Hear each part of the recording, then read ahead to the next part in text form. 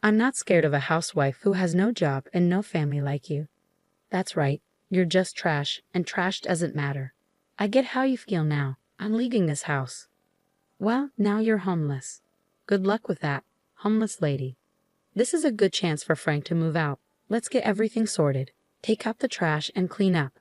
They went to Frank's room and told him to pack his things and leave. I was planning to leave, but I never expected that even Frank would be kicked out too. My name is Amber. I'm 27 years old and a housewife. I recently married a man named Tom. He's 30, so he's 3 years older than me. At first, I thought he was mature and calm, like an older man should be. Since he often talked about his mother, I thought he was a good person who cared about his family. But after we got married, I found out what he was really like. On our wedding day, my mother-in-law was very kind to me. I thought we'd have a happy marriage. When we got married, Tom asked me to move in with his mother because his father had passed away a few years ago. He wanted to be close to her. I thought his mother was trustworthy, so I agreed to live with her. But as soon as we got married, both my mother-in-law and my husband changed. My mother-in-law started bossing me around, shouting things like, "Hey Amber, hurry up and bring me tea, and clean the bathroom and toilet." I didn't know if she was trying to scare me or if it was just because of her age. She would call me loudly and make me do all sorts of chores. What shocked me the most was discovering a roommate I had never heard about before. One morning, I was stunned to find a man I didn't recognize in the kitchen. I was so surprised and just stared at him. When he saw me, he introduced himself as, "I'm Frank, Tom's younger brother." I had never been told that Tom had a brother or that we had a roommate, so I was really surprised. Frank is 27, the same age as me. I asked my mother-in-law to introduce me to him. She said, "Oh, you mean Frank? Don't worry about him. He's just a recluse." I was shocked. How could she be so indifferent about her own son? She continued, "Your son is a recluse. I'm only happy with Tom. Frank is just a useless hermit. He only goes out for shopping and stays home the rest of the time." I was really shocked and disappointed by what she said. It was hard to believe that my mother-in-law changed so quickly after we got married. It's upsetting that she discriminates against her own son. Since I'm an only child, I didn't have any siblings to compare this to. I'd be devastated if my own mother treated me like that or ignored me. My parents have passed away. I envy those who still have their parents around. I wish that at least parents and children could get along well. I asked my husband about Frank when he got home from work. I thought brothers might get along, but my husband's response was cold. He said, "Just ignore him. He won't bother you." He dismissed the issue. It felt like he just forgot to mention Frank, and it was disheartening. Calling his own brother a ghost was awful. My husband didn't seem to care about family memories. He was just overly attached to his mother. After finishing my chores for the day, I went upstairs, feeling regret about this marriage. Then I ran into Frank, who was heading to the bathroom. "You married my brother, didn't you?" Frank asked. "Yes, why?" "I'm sorry. It's nothing, but I won't say anything bad." "You should leave," he replied. "What?" "I'm sorry, but you should get a divorce." I felt a bit hurt and confused. I was shocked by how my husband and mother-in-law were acting. I married my husband because I loved him, so it's hard to believe he asked me to end our marriage after just one day. "It's none of your business. I can handle it. I'm a competitive person." "I'm sorry for saying that," Frank replied. "And I'm also sorry for my outbursts," he said, bowing his head. I thought Frank seemed pretty strange. Until recently, I hadn't realized why my mother-in-law and I felt uneasy. He apologized so politely that I wasn't sure if he was sincere or just trying to warn me. As I was thinking about it, Frank said, "Excuse me," and went into his room. Even though my mother-in-law and husband think Frank is a reclusive weirdo, he seemed like a decent person to me. Maybe he just needs to be treated with proper courtesy. The next morning, while I was setting the table for breakfast, Frank came downstairs and wanted a drink. I said, "Good morning, Frank. Why don't you join us for breakfast?" "Good morning, Amber." "Thanks for inviting me," Frank replied, and he sat down. "Amber, I'm not going to eat breakfast with that person. Just finish making the breakfast," my mother-in-law shouted at me. Frank quickly got up and went back to his room. I wanted to apologize for my strong reaction the day before, but I wasn't sure how to fix things. My mother-in-law told me, "All you need to do is housework." Don't do anything extra, okay? She gave me a harsh look. I was shocked by her tone, especially since I was the bride-to-be. My husband's attitude toward me had changed a lot. What's going on? Today's menu is curry. You should have told me earlier. I had curry for lunch too. What's wrong with that? Why didn't he call me and let me know he had curry for lunch and wanted something else? My husband kept yelling, and I stayed silent. Hey, you're not apologizing. Who do you think you are? You're here to do housework. Remember that. I was stunned and stayed silent. It felt like Tom didn't love me. He just wanted a housekeeper. It was awful. How could he be so calm while treating me like this? They didn't care about me. They only wanted to make their lives easier. They were using me. Seeing them laughing and watching TV in the living room, I went upstairs. Once I was alone, I started crying. Then Frank appeared and offered me a handkerchief. I'm so sorry, he said gently. I quickly wiped my tears. Sorry for using your handkerchief. No, I gave it to you because I wanted you to use it. I heard what my brother and mother said. I knew it. They're the worst. When my brother-in-law said he knew it, I asked him what he meant. He explained that he had been in a similar situation before. My husband had promised to marry someone else. But because my mother-in-law and husband treated her the same way they're treating me now, she ran away just before the wedding. Hearing that made me feel a bit better. It meant that the way they're treating me isn't unusual for them. It's a pattern. I felt hopeless, though. How could I have trusted this? But I had nowhere to go if my husband kicked me out. As a housewife, I wasn't allowed to get a part-time job, and I couldn't afford to move out on my own. I didn't know what to do and ended up crying. Then Frank said, if we keep talking here, it might look suspicious. Let's talk at a coffee shop next time, if you'd like. He gave me a piece of paper with his line ID on it. I nodded and went to my bedroom. I decided it was time to leave the house. My plan for survival was just beginning. I decided to visit the city office for some important matters and stop by the supermarket on my way home. I told my mother-in-law I was leaving and walked out of the house. I won't forgive you if you leave any chores undone, my mother-in-law said. When she saw that I had made sure everything was perfect, she grumbled that she wouldn't accept it if I was late for dinner. I pretended to agree and went to the coffee shop where Frank and I were supposed to meet. At the coffee shop, I told Frank that my parents were gone, and I couldn't rely on them for support anymore.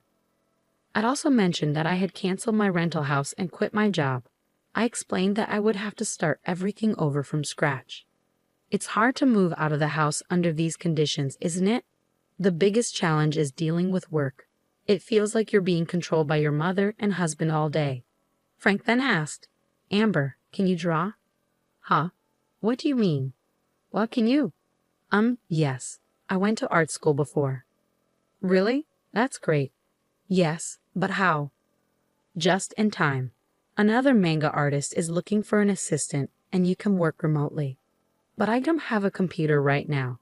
I'll lend you mine since I'm not using it. Really? Thank you so much. But why do you have an extra computer? What do you do for a living? That's very kind of you to ask.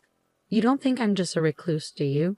No, not at all. You're very polite and well-groomed, so I don't think that. You work from home, don't you? Yes, I'm an engineer. An engineer? Yes. I used to work for a company, but now I have my own business. Wow, I didn't know that. I didn't realize you owned a business. Yes, it's easier for me to run my own company because I make the decisions. We also have web designers who work for us. Since we're a small team, we all work remotely from home. That must be why you're always at home. But your mother and Tom said you're just at home doing nothing. You haven't told them the truth. I don't see any point in telling them. True, but if you're such a good manager, why don't you go out more? It's because I first learned about Frank's thoughts here. He said, that's not about me. I need to introduce you to the manga artist. Frank quickly made a call, and soon we set up a remote interview. I was scheduled to talk with a manga artist on Wednesday. My mother-in-law usually had lessons and would go out afterward, so I could do the remote interview then. I made a good impression during the interview and was hired right away. They said they would mail the hiring documents to Frank. So for the job, everything was set. Next, we needed to find a new place. Frank said, I have a friend who works at a real estate agency and can get you a good deal. Who is this friend? He has lots of connections. We found a new place that met my needs and signed a contract. Just when everything seemed to be going well, I had an argument with my husband one night. "Hey, where's dinner?" my husband asked when he woke me up from sleep. He was a bit drunk, like he had just come home from drinking. "Dinner? It's midnight. You said you weren't hungry because you were going out for drinks." "Shut up. The king is home, and you don't even greet me. Now you say you won't cook. You're a bad wife. Useless." His words made me furious. "What? Do you have any idea how hard I've been working with your mother for you? How can you act so superior? That's because you're my wife. You should support me and take care of the house. If you can't do your chores, don't argue with me. A wife who can't handle housework is like trash." As he said this, the door opened and my mother-in-law came in. "You're like trash. Frank is trash too, and this place is a mess," my husband said, sneering. "Yes, let's go. I need to deal with our trash." "What did you just say?" I asked. He opened a drawer and showed me a divorce paper. "You're no good to me anymore. I'm going to find another wife who can do your job. I'm divorcing you. Get out of my house. You think of your wife as just a servant. Don't worry about what you've said. I hope you regret it someday." "What are you talking about? I'm not scared of threats from a housewife with no job and no family like you." My husband left and my mother-in-law laughed. "That's so true. You can't do anything about it because you're just garbage." "Well, I understand how you feel now. I'm moving out of this house," I said as I signed the divorce papers and left. I put the papers in my bag and started packing my things. My mother-in-law and husband watched me with grins on their faces. "Now you're homeless. What are you going to do now?" "Well, that's none of our business. Good luck with that, homeless lady. Oh, and Frank should get out of here too. Yeah, let's clear the place out. After we get rid of him, we'll tear down this wall, remove it, and connect it to my place. It'll be much bigger and more comfortable." My husband and mother-in-law were already planning what to do next. They went to Frank's room and told him to pack up and leave. I was going to leave anyway, but I never expected Frank would be kicked out too. I regretted letting my emotions get the best of me and having that fight. "I'm sorry, Frank. It's my fault." "No, don't worry. I've realized I can't live with those people anymore. Plus, I've got something new I'm excited about." "Maybe that fight was a blessing in disguise," Frank said with a smile. I was relieved he wasn't upset about leaving. 2 days later, on Wednesday, when my mother-in-law was out of town, Frank and I called a moving company and moved out. "You finished moving?" My mother-in-law called my new place. "Don't worry, we've already left." "Frank moved with you, right?" "Yes, we moved out together." "I'm glad I don't have to see you two anymore," my mother-in-law said, ending the call cheerfully. What she didn't know was that Frank and I were planning our revenge. I had just moved into our rented house and was starting fresh. Thanks to Frank, I received a substantial amount from my husband in the divorce. Frank had secretly recorded my husband and mother-in-law's harsh comments during our fight. These comments were considered harassment, so the divorce was ruled to be due to their actions. As a result, I was awarded a large alimony payment, which was my first taste of revenge. Frank's lawyer friend handled the alimony case for me. My husband was shocked and agreed to the payment. I was grateful for Frank's help, even though I still wondered who his lawyer friend was. A few days later, my ex-mother-in-law called me several times, like a persistent demon. I thought I had forgotten to block her number, so I answered. "Amber, where are you?" "I'm not telling you. I'm a stranger now." "Please don't say that. I'm calling because..." Where's Frank?" "Huh? Why are you asking about Frank?" "I'm trying to find him but can't reach him." "That's too bad. Maybe he doesn't want to see you anymore," I taunted her. The tone changed. "Don't be silly. You moved out together. You must know where he is. A bunch of jerks."